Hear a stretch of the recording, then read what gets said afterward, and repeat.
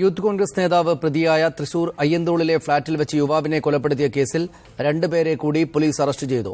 കൊലപാതകത്തിന്റെ സൂത്രധാരൻ BA റഷീദിന്റെ കൂട്ടാളികളാണ് പിടിയിലായത്.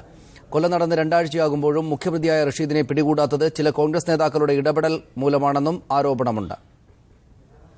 Thrissur assistant police commissioner PK ജോസിന്റെ നേതൃത്വത്തിൽ വെസ്റ്റ് പോലീസ് നടത്തിയ അന്വേഷണത്തിലാണ് കൂട്ടുപ്രതികൾ അറസ്റ്റിലായത്.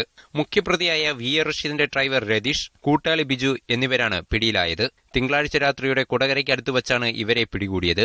കൊലയ്ക്ക് ശേഷം പ്രതികളെ രക്ഷപ്പെടാൻ സഹായിച്ചതും സതീഷിന്റെ മൃതദേഹം ഫ്ളാറ്റിനു പുറത്തെത്തിക്കാൻ സഹായിച്ചതും ഇവരാണെന്ന് ചോദ്യം ചെയ്യലിൽ വ്യക്തമായി. എന്നാൽ മുഖ്യപ്രതിയായ റഷീദിനെ പിടികൂടാൻ പോലീസിന് സാധിച്ചില്ല.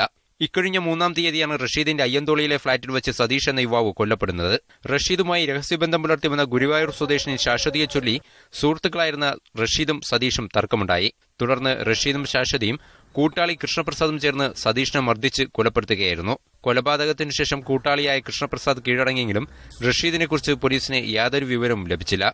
അതേസമയം കോൺഗ്രസ് ബന്ധമുള്ള റഷീദിനെ സഹായിക്കാൻ ചില നേതാക്കൾ ശ്രമിക്കുന്നതായും ആരോപണമുണ്ട്. Toby Johnson, media 1, Thrissur. ഇടവേളയ്ക്ക് ശേഷം വാർത്തകൾ തുടരും.